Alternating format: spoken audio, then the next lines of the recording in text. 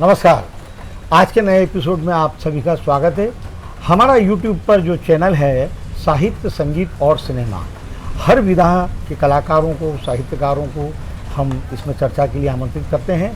तो आज हम वरिष्ठ साहित्यकार, पत्रकार और रिपोर्टिंग, इलेक्ट्रॉनिक मीडिया के कई चैनलों के लिए भी आपने रिपोर्टिंग की है और कई विषयों पर आपने डॉक्यूमेंट्री फिल्में भी बनाई हैं। आप करीब 3 दशकों से हिंदी पत्रकारिता में हैं और हम भी उनको कई वर्षों से नई दुनिया में पढ़ते आ रहे हैं उनके लेख, लेकिन वर्तमान में आप स्वतंत्र रूप से वेब दुनिया की सलाहकार संपादक हैं। तो आपके बारे में एक संक्षिप्त जानकारी कि पिछले 20 वर्षों में कहानियाँ, कविता, आलेख, समीक्षाएं आदि राष्ट्रीय पत्रों व प्रमुख साहित्यिक पत्रिकाओं जैसे इंडिया टुडे, आउटलुक, हंस, कथादेश, जनसत्ता, संडे ऑब्जर्वर, कादम्बिनी, साप्ताहिक हिंदुस्तान आदि में निरंतर प्रकाशित। स्तंभ के अलावा नई दुनिया के संपादकीय पृष्ठों पर राष्ट्रीय, अंतर्राष्ट्रीय राजनीति तथा अन्य विषयों पर लेख प्रकाशित। मध्य प्रदेश में एड्स पर किए रिपोर्टाज, अंग्रेजी मैगजीन हार्ड न्यूज़ में प्रकाशित रिपोर्टिंग, फिल्म और राजनीति से जुड़ी शख्सियतों के साक्षात्कार, प्रकाशित पुस्तकें घास के बीज, कविता संग्रह, मध्य प्रदेश साहित्य परिषद द्वारा इंद्रप्रस्थ प्रकाशन, दिल्ली से प्रकाशित। इस तरह से मैडम की कई उपलब्धियां हैं। तो मैं उनका संक्षिप्त में पहले आपको ये दिखा दूं कि आपके जो उपन्यास हैं विस्तार से संक्षिप्त में मैडम बताएंगी बाद में। उसके बाद आपकी ये कहानियाँ हैं, उसके बाद ये कविता हैं, उसके बाद ये गद्य की पुस्तकें हैं। विस्तार से इनमें मैडम बताएंगी। तो नमस्ते जी, आपका स्वागत है। नमस्कार। तो आपने बहुत लिखा है और हम खुद आपकी लेखनी से बहुत प्रभावित हैं और संपादकीय पेज तो मेरा प्रिय पेज है वो। तो स्त्री विमर्श पर आपने बहुत काम किया है। आज के दौर में स्त्री विमर्श पर आपके विचार जानना चाहता हूँ। सबसे पहले तो मैं आपको ये सुधार करना चाहूँगी कि मैंने स्त्री विमर्श पे काम नहीं किया है, समाज विमर्श पे काम किया है, जिसमें स्त्री पुरुष सभी आते हैं और स्त्रियों की समस्याएं नहीं आती है। उसमें साइकोलॉजी, स्वास्थ्य, हमारे समाज में जो भी चीज़ें हैं उससे संबंधित चीज़ों पे मैंने लेखन किया है। अभी आप वेब दुनिया से भी जुड़ी हुई हैं, सलाहकार संपादक हैं। हम जो अखबार पढ़ते हैं तो उसमें जो लेख आते हैं तो वो हमको अंदर तक मतलब प्रभावित करते हैं और अच्छे, मतलब कहने का मतलब हमें इतनी इच्छा शक्ति बढ़ाते हैं, ऊर्जा देते हैं। लेकिन आज का जो युवा है वो ई पेपर्स पढ़ता है, तो क्या ई पेपर्स उतना प्रभावित करता है और जिस तरह से हम भीतर तक उससे प्रभावित होते हैं? देखिए, लिखे हुए शब्दों की अपनी महिमा है। एक फिल्म भी बनती है तो पहले स्क्रिप्ट होती है और स्क्रिप्ट है उसको बदला जाता है। लेकिन मुझे लगता है कि हर ज़माना अपने तरह से रास्ता ढूंढता है अभिव्यक्ति के लिए और भावनाओं की और दर्शन की गहराई में जाने के लिए भी। जैसे कि वाचिक परंपरा हमारे यहाँ हमेशा से रही है। सभी लोग पढ़ते लिखते नहीं थे, तो एक पंडित जी आते थे, वो वाचन करते थे और इस तरह धर्म के वाहन पे सवार होकर भावनाएं जाती थी। तो अभी जो इलेक्ट्रॉनिक मीडिया है, वो डिजिटल मीडियम है, वो वाचिक परंपरा का ही एक रूप है। तो नए अर्थ तो युवा उसमें से भी ग्रहण कर रहा है और पढ़ने की चीज़ें वो मोबाइल पे भी पढ़ लेता है, किंडल भी है, किताब भी है, वो सब करता ही है। हर एक का बिंब का महत्व है, प्रतीकों का महत्व है, आप रंगों में कुछ कहते हैं उसका महत्व है और शब्दों का भी महत्व है। लेकिन शब्दों के साथ में एक आसानी है कि उसके विस्तार में सभी लोग जा सकते हैं, हर एक व्यक्ति उसके अर्थों को समझ सकता है। लेकिन जहाँ तक बिंबों और रंगों का सवाल है तो कुछ ही लोग जो पारखी होते हैं वो उसको समझ पाते हैं। इसलिए शब्द की शक्ति मुझे लगता है कि थोड़ी ज़्यादा है। मुझे अभी मैं कुछ समय पहले पढ़ रहा था कि हिंदी में विज्ञान साहित्य, तो आपका ये मैंने एक पढ़ा, मुझे बहुत अच्छा लगा कि इसमें आपका ये हिंदी में विज्ञान साहित्य, जैसे खुशी का विज्ञान, हिंदी में वैज्ञानिक विश्लेषण पर आपकी सामयिक प्रकाशन दिल्ली से कुछ पुस्तक आपकी प्रकाशित हुई है। तो क्या ये जो विज्ञान पर जो उपन्यासकार या लेखक लिखते हैं, क्या पश्चिम को अनुसरण करते हैं वो? भारतीय लेखक विज्ञान पर ज़्यादा नहीं लिखते हैं क्या? विज्ञान पे पढ़ने वाले नहीं, भारत में और ख़ास करके हिंदी में एक बहुत बड़ी कठिनाई है कि लोग जो फिक्शन है, कहानी है, वो तो पढ़ लेते हैं, लेकिन कथेतर साहित्य के आमतौर पे पढ़ना पसंद नहीं करते हैं। लेकिन बहुत सारी चीज़ें ऐसी है जैसे विज्ञान है, तो उसमें अब जैसे मान लीजिए कि मैंने अंग्रेजी माध्यम से पढ़ाई इसलिए की कि किताबें ही उपलब्ध नहीं थी। तो विज्ञान की पढ़ाई आपको मतलब 8वीं से लेके एमएससी तक अंग्रेजी माध्यम रहा, क्योंकि किताबें ही उपलब्ध नहीं होती है। तो जो जनसाधारण की भाषा है उसके अंदर विज्ञान की चीज़ें, विज्ञान की समझ, वैज्ञानिक सोच, वैज्ञानिक तर्क पैदा हो, इसके लिए ज़रूरी है कि हम अपनी भाषा में लिखें। इसी उद्देश्य को ध्यान में रख के मैंने ये किताब लिखी और मुझे बहुत खुशी हुई क्योंकि लोगों ने पढ़ा, सराहा, और मैंने कई जगह पे जाके इस संबंध में अपने उद्बोधन भी दिए, तो लोगों को सरल भाषा में विज्ञान समझ में आया। और आगे मेरी योजना इसकी छोटी कैप्सूल्स 5-5 मिनट की बनाने की है, किसी ब्लॉग के लिए या किसी चैनल के लिए, ताकि जो वाचिक परंपरा है उससे भी हिंदी में विज्ञान लोगों तक पहुंचे। धारावाहिक के रूप में आप बनाएंगे? धारावाहिक के रूप में। क्या एक थोड़ा संक्षिप्त में मैं आपको बताती हूँ कि हम खुशी का विज्ञान एकदम से नाम सोचते तो हमको विज्ञान ध्यान नहीं आता, हमको मनोविज्ञान ध्यान आता है, साइकोलॉजी ध्यान आती है। पर ये साइकोलॉजी नहीं है, बायोलॉजी है। कि जैसे कि एक हौद है, उसको आप भरते हैं, पंप से भरते हैं, बाल्टी से भरते हैं, पानी से भरते हैं, लेकिन एक कुआं है, उसके अंदर से आव आती है। ओके, तो जब हम अपने शरीर में कुछ इस तरह के परिवर्तन करते हैं, हमारे खाने में, हमारे आचरण में, हमारे प्रकाश और अंधकार की सीमाओं में, तो हमारे भीतर जो हार्मोन संबंधी परिवर्तन होते हैं वो कैसे हमें खुश करते हैं, स्वाभाविक रूप से खुश बनाते हैं, इस बारे में ये किताब है। तो एक्चुअली जैसे इसमें है मूड एंड फूड, तो आप कौन सा भोजन करेंगे तो आपको ज़्यादा सेरोटोनिन, जो कि खुशी का हार्मोन है, वो प्रभावित होगा। आप कौन से व्यायाम करेंगे तो आपको एड्रेनलिन मिलेगा, और आप ध्यान करेंगे तो कौन कौन सी विधियां ध्यान की है, और किस तरह से हमारे मस्तिष्क की अवस्था एक विचलित मस्तिष्क से एक शांत मस्तिष्क की ओर वैज्ञानिक तौर पे आती है, तरंगों के बदलाव के रूप में। ये चीज़ें मैंने सरल भाषा में लिखी है। मैडम, देश में कई वरिष्ठ पत्रकार और प्रसिद्ध सारे बड़े बड़े अखबारों में, और वैसे मध्य प्रदेश का तो बहुत बड़ा योगदान रहा हिंदी पत्रकारिता के लिए, कि जो बड़े बड़े नाम हैं आज बड़े बड़े अखबारों में, इंदौर से कई पत्रकार हैं। तो जैसे कि आप इतनी वरिष्ठ पत्रकार हैं, उसके बाद आपने इतना साहित्य में भी कविता, कहानियाँ, उपन्यास, गद्य लिखा है, तो क्या कारण है कि पत्रकारिता के रूप में आपकी जो ख्याति है उसके बाद आप साहित्य में भी आई, और कई पत्रकार भी चाहते हैं कि वो उपन्यास लिखें, कहानी लिखें या फिल्मों की स्क्रिप्ट लिखें, लेकिन वो पत्रकार सफल नहीं हो पाते हैं। मतलब फिल्मों का तो मेरा अनुभव है कि पत्रकार वहाँ पर सफल नहीं हो पाते हैं फिल्म लेखन में। तो ये जो संतुष्टि वाली बात है, क्या पत्रकारिता करते करते जैसे कि आप संतुष्ट नहीं हुई, कुछ और आपके मन में था, इसलिए आपने सब ये पुस्तकों में लाई? हाँ, देखिए, सबसे पहली बात तो ये कि सबसे पहले मैं 10 साल की उम्र में मैंने कविता लिखी थी।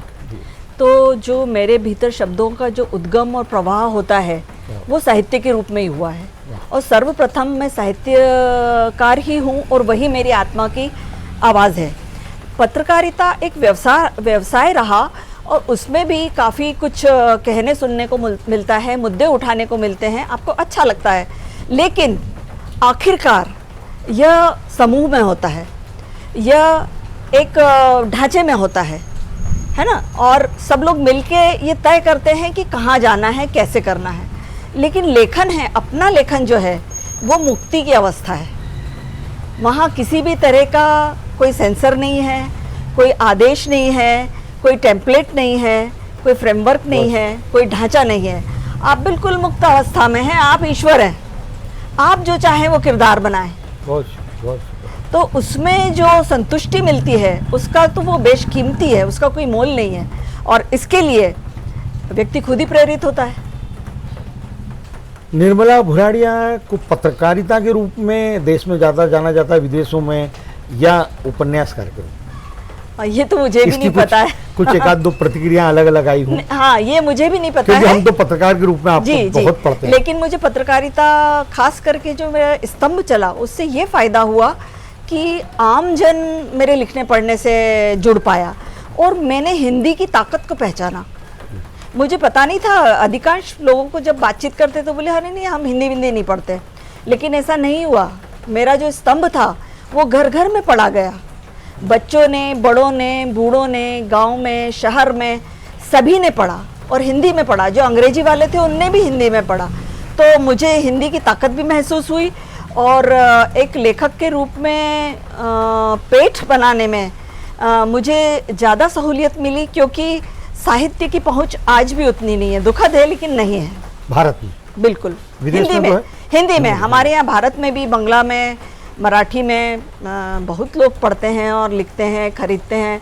हिंदी वाले पता नहीं किस हीन भावना से ग्रस्त है, लेकिन अब मुझे लगता है कि शायद थोड़ी स्थितियाँ सुधरे या ना सुधरे।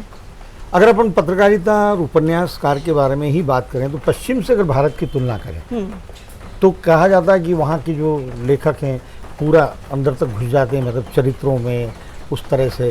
तो भारतीय लेखक क्या उस तक पहुँच नहीं पाता है? देखिए, ये बहुत ही ऐसा सवाल है कि हमारे यहाँ जो खास करके हिंदी है उसमें रॉयल्टी या तो नहीं मिलती है या न के बराबर मिलती है, ठीक है ना।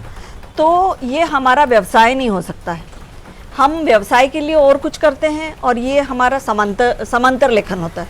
ऐसा नहीं कि फिर भी हम रिसर्च नहीं करते हैं, लेकिन वहाँ आपको रेसिडेंसीज़ हैं राइटर्स के लिए, वहाँ रहने के लिए मिल जाता है। फिर कभी कोई प्रायोजक मिल जाता है जो आपकी यात्राओं का खर्चा उठा लेता है। फिर आपको लेखक होना अपने आप में एक ऐसी चीज़ है कि आपको रॉयल्टी पे आपका जीवन चल जाता है, तो आप अपना संपूर्ण उसमें झोंक सकते हैं, है ना। फिर भी मैं ये कहूँगी कि ये कहना कि हिंदी और भारतीय भाषाओं में अच्छा नहीं लिखा जा रहा है या कम मेहनत की जाती, बहुत गलत है।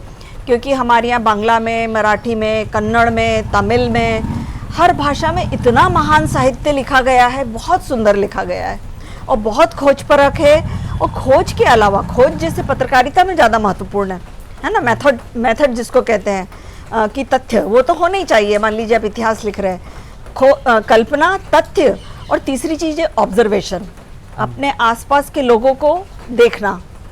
तो वो चीज़ भारतीय जनमानस में ज़्यादा मिलती है। यानी जो पश्चिम का जीवन है वो थोड़ा मोनोटोनस है। वो भारत है, भारत एक बहुरंगी देश है। यहाँ इतने चरित्र मिलते हैं, इतने चरित्र मिलते हैं और इतनी चीज़ें हैं कि मैं ये कहूँगी कि भारत लेखकों का स्वर्ग है।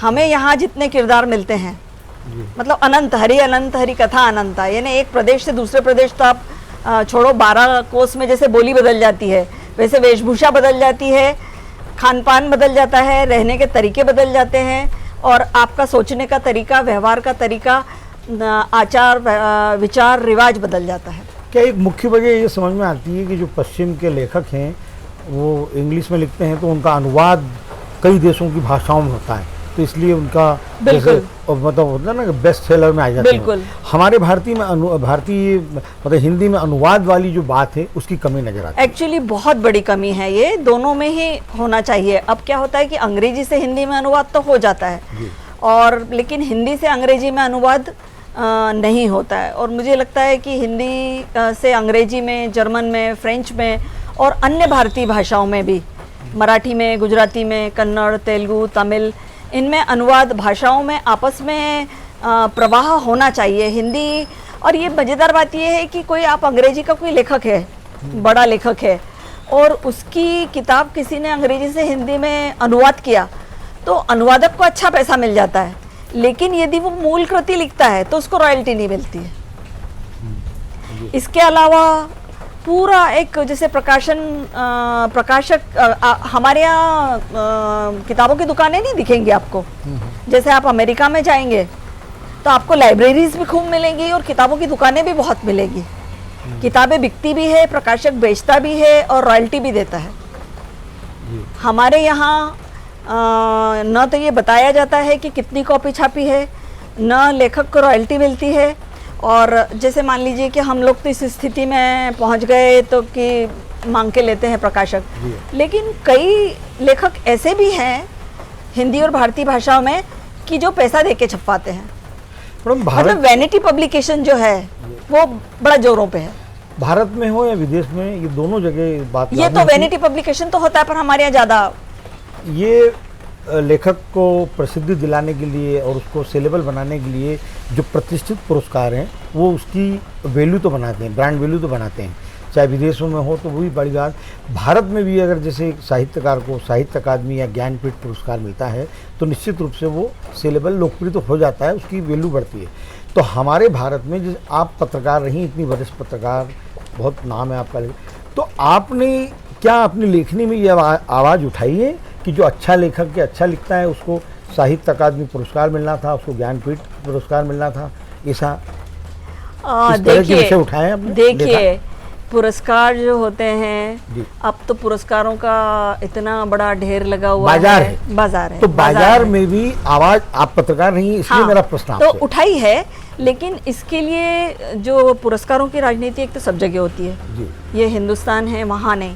पर जो सरकारी पुरस्कार रहते हैं उसमें हमारी ब्यूरोक्रेसी का एक ये रहता है कि मान लीजिए कि पार्टी बदलती है तो जो सरकारी अकादमियाँ हैं उनके अध्यक्ष, उनके सचिव, उनकी पत्रिकाओं के संपादक वो भी बदल जाएंगे जी। तो सारा कुछ राजनीति आधारित है। तो ऐसे में क्या उम्मीद करें हम कि पढ़कर लोग पुरस्कार दें तो बहुत अच्छा है, शुरू में ऐसा हुआ भी होगा, लेकिन चीज़ें बदलती भी जाती है। और मैं ये नहीं कहती कि हर पुरस्कार ही ऐसा मिलता होगा कि जो जोड़ तोड़ से मिला हो, अच्छे भी मिलते हैं। अब ये जजेस में कौन है, निर्णायकों में उस वक्त कौन है? आपने लिखा है कभी इस बारे में? हाँ, मैंने लिखा है। उसका असर हुआ? असर वसर नहीं होता है, नहीं होता, नहीं होता असर। क्योंकि यदि मैं सिर्फ समीक्षक होती, मैं स्वयं लेखक नहीं होती जी, साहित्यकार नहीं होती, तो मेरे लिखे हुए का असर होता। और अभी मान लीजिए मैं कोई मुद्दा उठाती हूँ कि ये अच्छी बात है तो कहेंगे इनको पुरस्कार मिल गया इसलिए अच्छी बात है। मैं कहूँगी अच्छी बात नहीं है तो ये होगा कि शायद इनको नहीं मिला होगा इसलिए अच्छी बात नहीं है। सो इसलिए मेरा किसी भी दिशा में झुकना उतना तीसरे के तौर पे नहीं हो सकता। अच्छा, मैंने ये भी देखा है मैडम, जैसे कि हमारा सेलिब्रिटी मैनेजमेंट का भी काम है, सारे बड़े बड़े स्टारों को हम इवेंट में ले भी जाते हैं। अब जैसे हमने चेतन भगत हो, आजकल कुमार विश्वास को 10-10 लाख रुपए दे रहे हैं, हमने भी 8-8 लाख रुपए उनको कॉलेज में दिए हैं। तो क्या ये इनको इसलिए इनकी प्राइज होती है कि 8 लाख 10 लाख रुपए देते हैं, और हिंदी का इतना बड़ा उपन्यासकार और इतना लोकप्रिय, उसके बावजूद उसको मतलब 51,000 रुपये भी देने में लोग हानि करते हैं, चाहे इंस्टीट्यूट हो या कई कारपोरेट हाउस? देखिए, ऐसा है कि हिंदी वाले खुद जब तक हीन भावना से छुटकारा नहीं पाएंगे नहीं होगा। एक हर साहित्य समारोह में फिल्म वाले लेखक और हिंदी के अंग्रेजी के लेखक आते ही हैं। तो एक अंग्रेजी के लेखक आए थे एक साहित्य समारोह में, और उनके साथ कमांडोज थे। तो लेखक उतना बड़ा नहीं था, मगर ऑटोग्राफ लेने वालों की भीड़ थी जी। हिंदी वाले ने बहुत अच्छा भी लिखा होगा तो उसकी वो चमक दमक नहीं है। तो हिंदी इतनी श्रीहीन क्यों है, हिंदी इतनी दयनीय क्यों है? क्योंकि हिंदी वाले हिंदी न बोलने में, हिंदी न पढ़ने में अपनी शान समझते हैं जी। ये एक मतलब ऐसा मुद्दा है कि आपको बहुत आए दिन मिल जाएंगे 2-4 लोग ये कहने कि हमारा बच्चा, हंसेंगे, आहा उसकी हिंदी बहुत पुअर है, मतलब दे आर वेरी हैप्पी, बड़ा खुशी खुशी बताएंगे कि हिंदी बहुत पुअर है। कुछ संक्षिप्त में आपकी पुस्तकों के बारे में थोड़ा बताएं कि हाँ, क्या है उसमें, किस पर रोशनी है उसका? ये 2 कविता संग्रह हैं जिसमें क्या है थोड़ा? ये विश्व सुंदरी है, इसमें भी कविताएं हैं, और घास के बीज में भी कविताएं हैं। किस तरह की कविता है कि अगर आप बताएं? हाँ, और मैं इस पे खास बात बताना चाहती हूँ कि ये पेंटिंग मेरी खुद की बनाई हुई है। क्या बात, वाह, इसके कवर की, बहुत सुंदर कविता संग्रह की। और पीछे जो मेरा चित्र है ये मैंने एक डॉक्यूमेंट्री में अभिनय किया था और संपादक का ही रोल किया था। अच्छा, तो वो चित्र है ये पीछे। जी। इस पे लिया है कविता किस तरह की?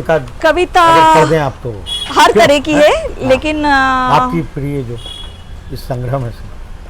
प्रिय तो नहीं मैं कहूँगी, थोड़ी ऐसी हल्की फुल्की एक छोटी सी कविता पढ़ देती हूँ। जी।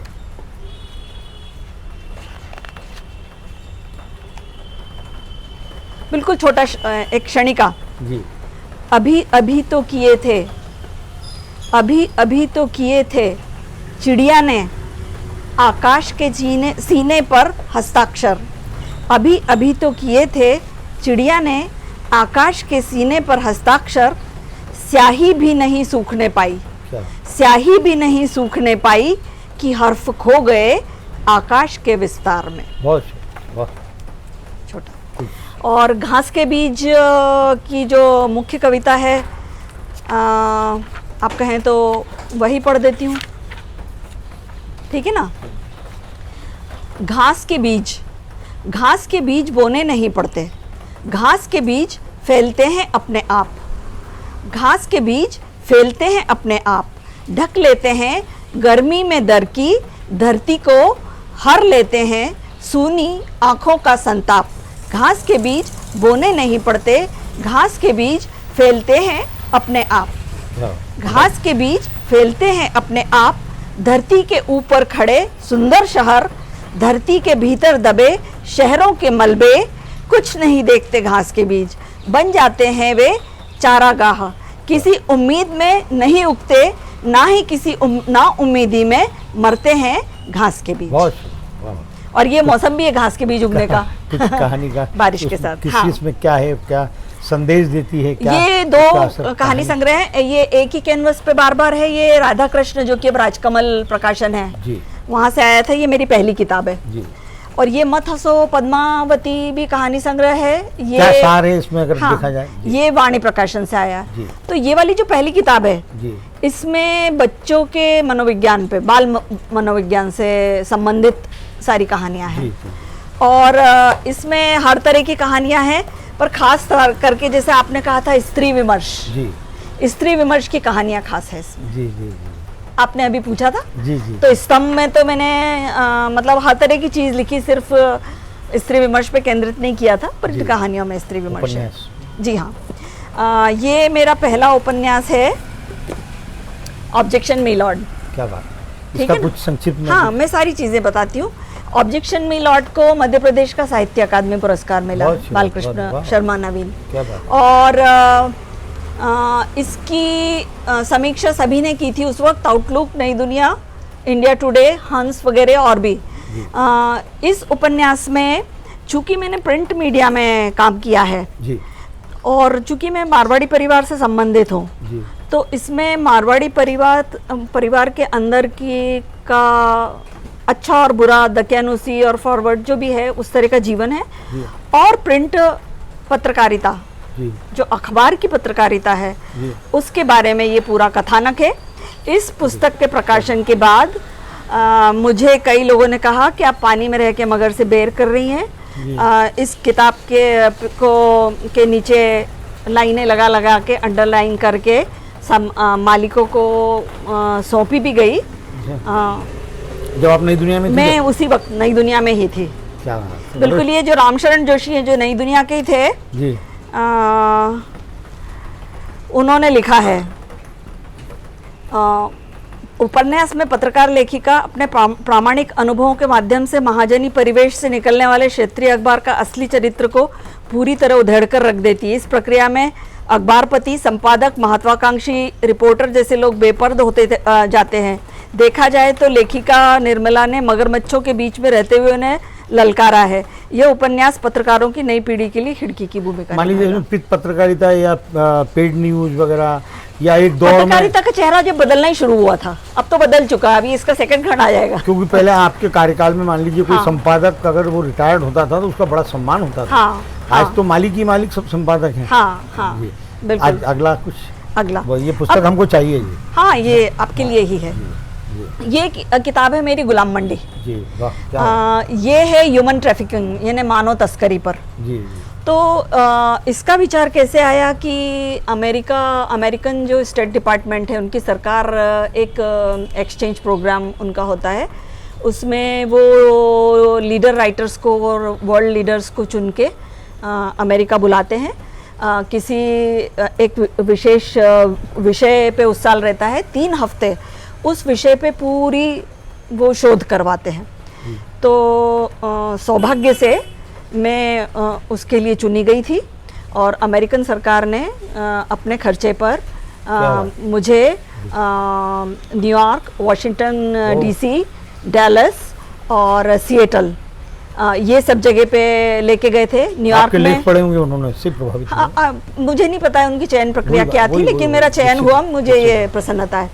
तो 21 दिन में उन्होंने वहाँ के होमलैंड सिक्योरिटी, स्टेट डिपार्टमेंट का, विदेश विभाग का खुद का दफ्तर और सारे जो पुलिस के, डैलस पुलिस, सिएटल पुलिस, उन सब लोगों से, और जो यूनिफेम का दफ्तर है, यूनाइटेड नेशंस का दफ्तर है एम्पायर स्टेट बिल्डिंग में 14 माले पे, तो वहाँ यूनिफेम में भी वो ले गए, वहाँ भी लेक्चर हुए, यूनिवर्सिटीज़ में ले गए, और जगह जगह जहाँ पे भी ह्यूमन ट्रैफिकिंग के लिए जो भी चीज़ थी उस पे हम लोगों को सेमिनार, हम लोगों ने मतलब 5-6 लोग थे, कार्यशाला, हाँ कार्यशाला अटेंड की।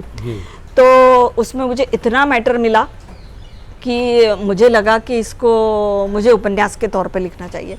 फिर क्या हुआ कि डैलस में मैंने सिएटल पुलिस को पहले कहा कि मैं यहाँ जो टॉपलेस वो रहते हैं, मेरे दिमाग में एक उपन्यास का विचार है और यहाँ जो टॉपलेस रहते हैं उसमें मैं जाना चाहती हूँ।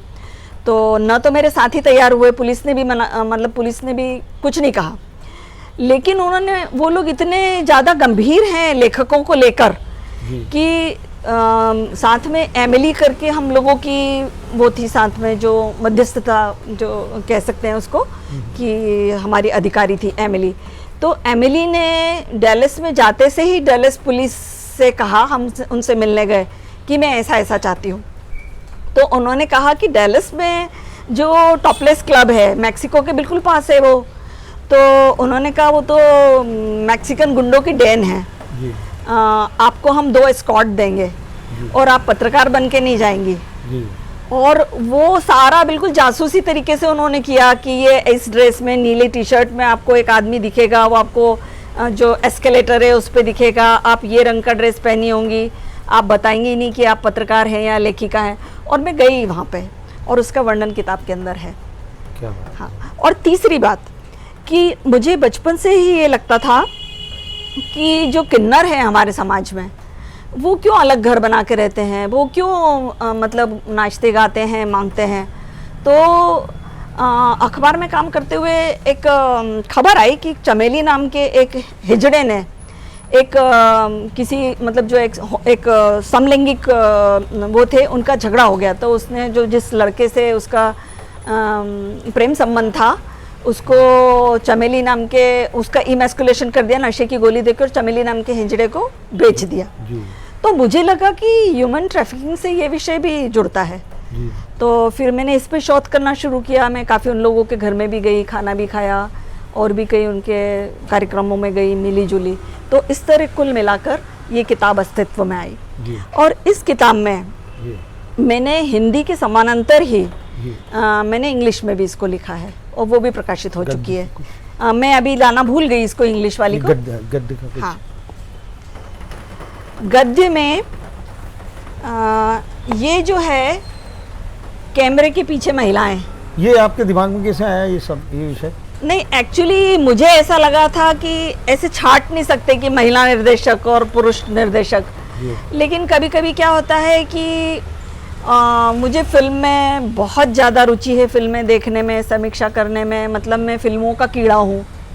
मतलब जब मैं पढ़ती थी और मेरी मम्मी यदि वो सुनेंगी ये इंटरव्यू तो जो भी होगा निपटा जाएगा, वो मुझे पढ़ने के लिए उठाती थी और मैं अंदर रख के मायापुरी और माधुरी पढ़ती थी किताबों के।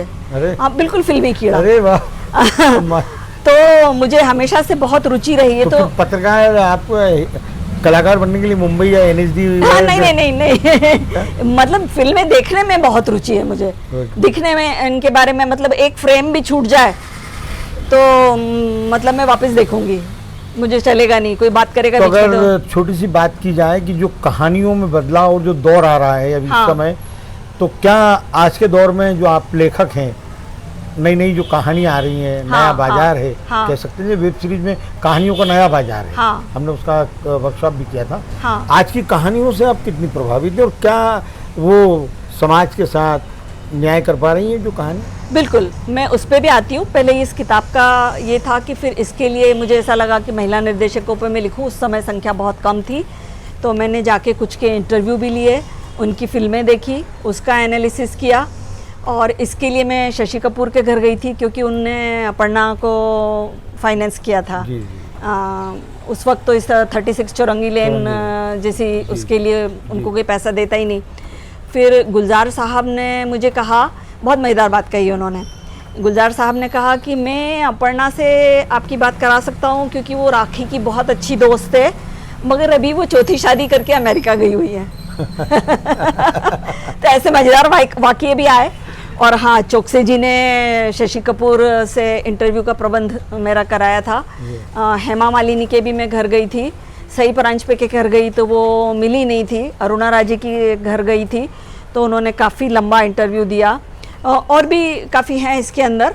तो साक्षात्कार और विश्लेषण। तो क्या संदेश देती है किताब आपकी नज़र में? क्या लेखनी का क्या असर है? अब ये है कि अब मुझे लगता है कि जेंडर से कोई फ़र्क नहीं पड़ता है। हाँ। लेकिन उस समय जो ज़माना था उसमें स्त्री होने से स्त्री की व्यथा को आप समझ सकते थे। अरुणा जी ने बताया भी होगा। हाँ, उन्होंने बताया भी था। इंस्टीट्यूट का। लेकिन फिर मैंने ये सोचा कि अन्ना कारेनिना तो टॉलस्टॉय ने लिखी है। I mean, ऐसे शरद चंद्र ने कई किताबें उसके लिए लिखी है, तो मुझे लगा कि वैसे भी हर कैरेक्टर, हर किरदार जो एक लेखक का होता है वो बाहर से आप देखते हैं और परकाया प्रवेश करते हैं। तो जब आप किसी किरदार के अंदर परकाया प्रवेश ही कर रहे हैं, तो वो स्त्री हो या पुरुष, आप सामने वाले की व्यथा को सूंघ कर, पढ़ कर, महसूस करके और फिर लिखते हैं, तो इससे फ़र्क नहीं पड़ता। ये सिर्फ विभाजन की आज़ादी के लिए था कि महिला निर्देशकों पे लिखा। अच्छा, आज की कहानियों का जो दौर बदला हाँ, है। बदला है। मुझे तो बहुत खुशी है कि देखिए बीच में एक ऐसा दौर आया था, पहले भी बनी, पहले तो बहुत अच्छी, जैसे बंदिनी और उस तरह की, विमलदा की और गुलजार साहब की और श्याम बेनेगल जी की प्यासा, ये सब बहुत अच्छी फिल्में बनी हैं। लेकिन जो मल्टीप्लेक्स आने के बाद से चीज़ें बहुत बदल गई है। अब जैसे आप देख लीजिए कि मिलने बिछुड़ने की फार्मूला फिल्में, 3 भाई हैं, मिल गए, बिछड़ गए, पुनर्जन्म हो गया। एक किस्म का मसाला था कि एक उसमें कैबरे डाल दिया, फिर एक उसमें आइटम सॉन्ग डाल दिया। और माफ़ कीजिए लेकिन सूरज बढ़ जाती है जैसे निर्देशक तो ये कहते रहे कि 5 के अलावा दुनिया में कहानी नहीं है, उन्होंने कहा है ऐसा। तो ये जो बड़े घरों के निर्देशक थे जिन्होंने कि हमारे असली भारत को देखा ही नहीं है, वो न्यूयॉर्क की गरीबी पे तारारामपम शायद बनाई थी उन्होंने, रानी मुखर्जी, और उसको लेके कि वो इतने गरीब है कि उन्हें टैक्सी में चलना पड़ता है, वो इतने गरीब है कि उन्हें हार्लेम में रहना पड़ता है। तो वो उस तरह की फिल्में थी। लेकिन अभी अब मसान है या इस तरह की कोई भी फिल्में जो बन रही की पूरी गाँव, आनंद राय की, हाँ, मनीष मुंदड़ा जो कर रहे हैं। अच्छा, अब फिल्मों में कानपुर भी एक किरदार है, लखनऊ भी एक किरदार है, कलकत्ता भी एक किरदार है, भोपाल भी एक किरदार है, ईश्वर ने चाहा तो इंदौर उज्जैन भी एक किरदार बनेगा। तो अब हम जड़ों की तरफ वाली फिल्में बना रहे हैं जो हमें हमारी असली है। ऐसा नहीं कि एक आदमी ने बहुत सारी वीडियो देखी और कहा कि चलो ये अंग्रेजी पे से एक पिक्चर बनाओ और पिक्चर बना डाली। मतलब मासेस और क्लासेस का एक ही सिनेमा है, मल्टीप्लेक्स में जाके हर कोई देखता है उसको और हिट भी कर देता है जी। मुझे लगता है ये बहुत सुंदर परिवर्तन है। एक असुंदर परिवर्तन हुआ है गानों के संदर्भ में जी, कि अब उतनी अच्छी कविता नहीं है, उतना अच्छा मतलब शब्द म्यूजिक में डूबते हैं, है ना। तो बाकी तो मुझे लगता सुधार हुआ है। बहुत अच्छी बातचीत हो गई, धन्यवाद आपका। जी जी जी, बहुत इसी शुक्रिया। तरह से आपको हाँ, हर बार हम आप जैसे लोकप्रिय विद्वान, साहित्यकार, पत्रकार, कलाकारों से रूबरू करवाते रहेंगे। धन्यवाद।